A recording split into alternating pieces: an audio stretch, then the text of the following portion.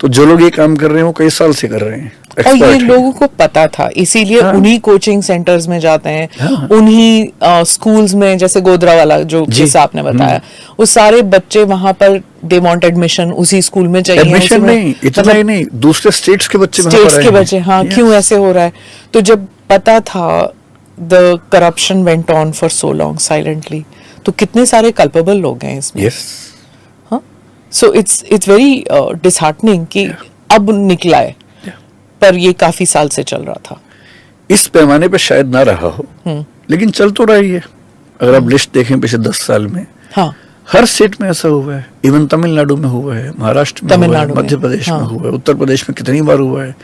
Constable का exam Uttar Pradesh में हुआ, उत्तर प्रदेश पीसीएस का हुआ, राजस्थान में रीट का एग्जाम हुआ, कांस्टेबल का एग्जाम हुआ, कितने एग्जाम्स लीक हुए अच्छा, हैं। इंटरनेशनली कैसे होता है? जैसे एसएटी के एग्जाम्स लेते हैं लोग, तो वहां पे तो इट्स डन। जहां तक मैं जानता हूँ एसएटी का एग्जाम ऑनलाइन होता है, और उनके सिस्टम्स हमसे बहुत स्ट्रांग है, but I am not sure about it, क्योंकि मैंने स्टडी किया नहीं उस चीज और ये जो यूपीएससी के एग्जाम्स होते हैं, यूपीएससी अभी तक काफी अच्छा इंस्टीट्यूशन इस मामले में। हाँ, उसका एक रीजन ये है कि पूरे देश भर में एग्जामिनीज काफी कम होते हैं इसमें। जैसे यूपीएससी का फॉर्म भरने वाले लोग 12 लाख के आसपास होते हैं हर साल, आईएएस की बात अगर मैं करूं, पर एग्जाम देने वाले 5 लाख के आसपास होते हैं। सो हैंडलिंग 12 लाख कैंडिडेट्स और 5 lakh candidates in the country हाँ, इज नॉट दैट टफ। एक ही शिफ्ट में हो जाता है, unlike neat and the in others, सब में ज्यादा शिफ्ट होती हैं। और जो स्टेट लेवल होते हैं, तो यू जैसे जस्ट कांस्टेबल का एग्जाम है, उसमें करीब 50 लाख लोग फॉर्म भर देते हैं। हाँ। एक स्टेट में, यूपी में कैसे करेंगे? तो कई दिन एग्जाम चलेगा। या तो पूरा सिस्टम ओवरऑल करने की जरूरत है एट वन गो। मेरे ख्याल से जैसे एक देश एक चुनाव, एक देश एक एक्स, एक देश एक वही हो रहा है, तो ऐसे एक देश एक एजेंसी भी तो हो जो सारे सेंट्रल एग्जाम्स कंडक्ट करे। मेरा अपना ख्याल है कि एनटीए हो या यूपीएससी हो, एक ऐसी बॉडी हो जो एपेक्स बॉडी हो एग्जाम्स के मामले में, उसके अंडर बाकी सब बॉडीज हो। हाँ, इन सब का इंटेलिजेंस सिस्टम, पुलिस सिस्टम वो सेंट्रलाइज्ड हो, तो चीजें बेहतर होंगी। आप कह रहे हैं सेंट्रलाइज होना चाहिए, बट स्टेट्स इसको रेजिस्ट भी करेंगी। तो स्टेट के अपने एग्जाम से मत कीजिए, उनकी चॉइस हो। If they want we will do that. पर अगर एग्जाम सेंट्रल है, जैसे नीट है, हाँ, तो होगा, हर राज्य में होगा। तो इसमें तमिलनाडु की क्या ऑब्जेक्शन है? पहले क्या था, तमिलनाडु में बहुत लंबी हिस्ट्री है। हाँ, जब एमजी रामचंद्रन थे उसी समय से ये डिबेट चल रही थी कि हम एग्जाम्स कैसे लें। हाँ, तो वहाँ के एग्जाम्स में एक एग्जाम वहाँ का लोकल एग्जाम था जो कई साल चला, जयललिता जी ने उसको कैंसिल किया, बहुत डिस्प्यूट्स हुई। नीट आने के बाद से हुआ ये कि अब सेंट्रलाइज्ड एग्जाम होने से कुछ स्टेट्स को लगता है कि उनके अपने बच्चों का सिलेक्शन रेशो कम हो गया है। तो जो इनिशियल हिच थी तमिलनाडु को या और राज्य को, वो यही थी। केरल की तरफ से जो ऑब्जेक्शन रही थी इस मामले में, may be because the number of admissions they used to have has reduced, maybe that can be a reason। हाँ, क्योंकि नीट का एग्जाम कई भाषाओं में होता है, तमिल में भी होता है, मलयालम में भी होता है, तो भाषा की दिक्कत तो नहीं होनी चाहिए।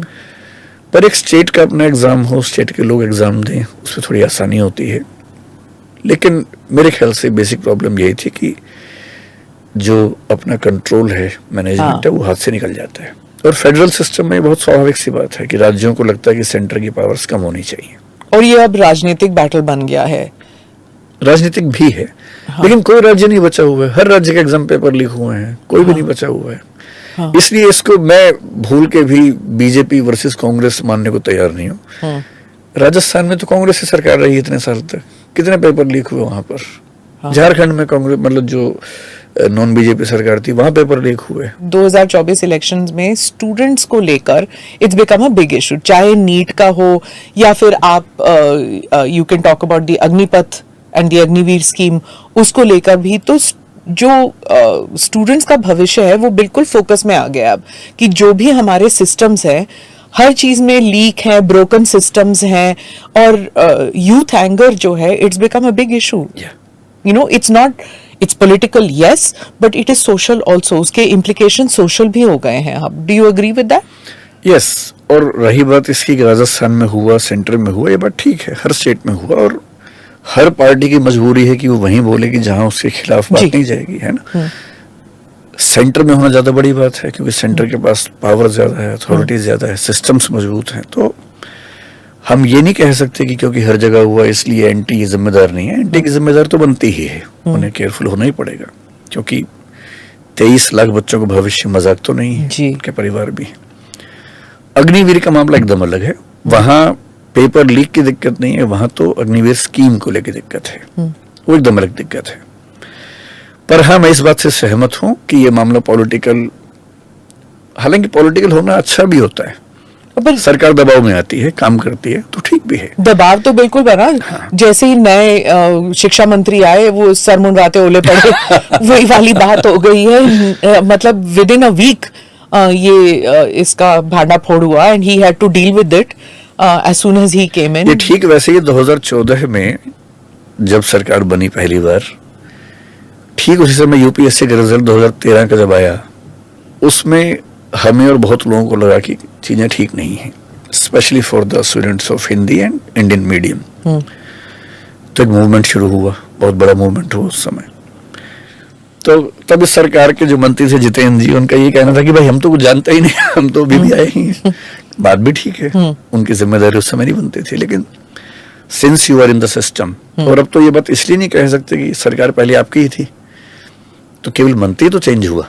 हाँ, 2014 वाली बात नहीं है। सरकार हाँ। तो वही है। जी जी और कलेक्टिव रिस्पॉन्सिबिलिटी तो होती है डेमोक्रेसी में। जी, should have studied it. Yes, इसलिए मंत्री एक्स थे या वाई थे, इससे क्या फर्क पड़ता है, सरकार तो वही थी। तो अगर एनटीए फेल हुआ है तो जिम्मेदारी एनटीए की भी है, सरकार की भी है, और उन्हीं को एड्रेस करना पड़ेगा, कोई और कैसे करेगा। एंड स्टूडेंट्स ये इंडियन मेडिकल एसोसिएशन को लेकर भी they have been very angry, you know, PG students हो जाएं,